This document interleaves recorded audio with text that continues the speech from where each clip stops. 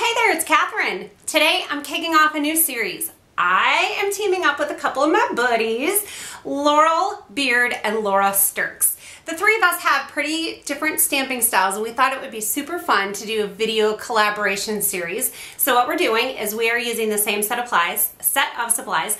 Today we're starting with a Clearly Besotted stamp set. It's totally cute. It's called Birthday Best, and each of us is going to make a card putting our own techniques, spin, kind of flair onto it. And guess what?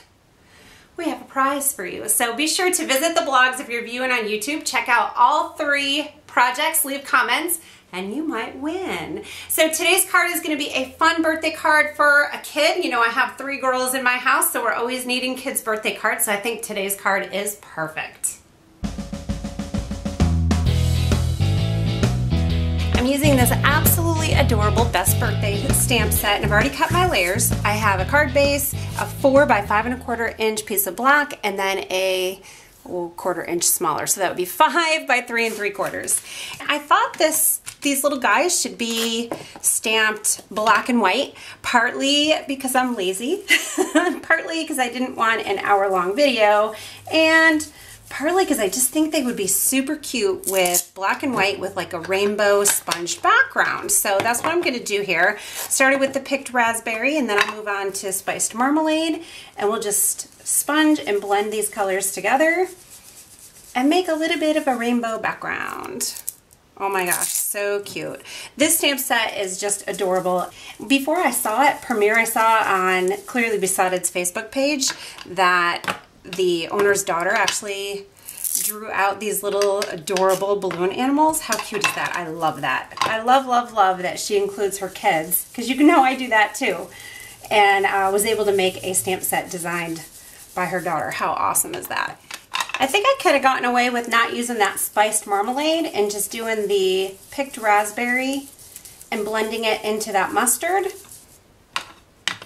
It is an ink pad fiesta on my table right now. Ink pads everywhere. Ink pads, lids, all over the place. Oh, and now I'm putting wrong lids on wrong ink pads. Okay, let's just settle down here.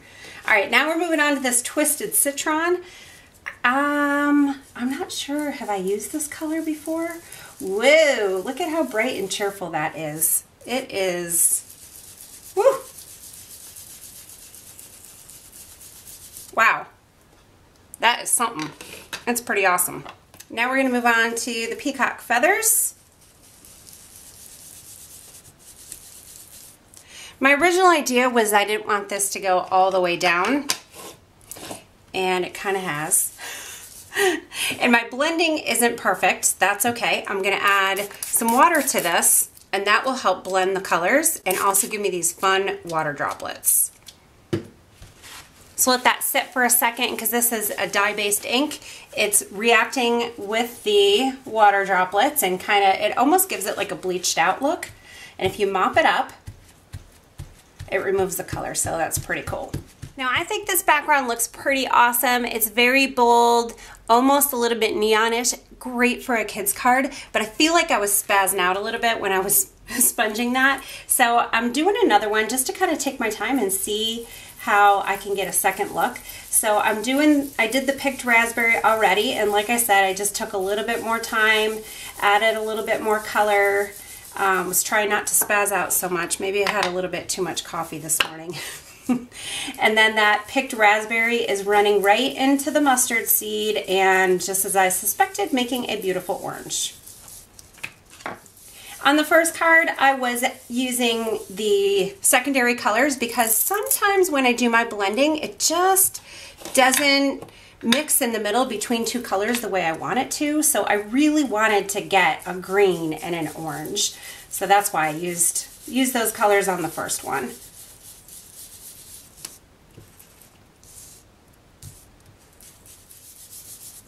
So I'm not going to ink up again. I'm just going to blend this out, and I'm focusing mostly on that blue center right there, and then I'm going to go into the yellow, and I'm kind of lightening up my touch a little bit because I don't want too much green.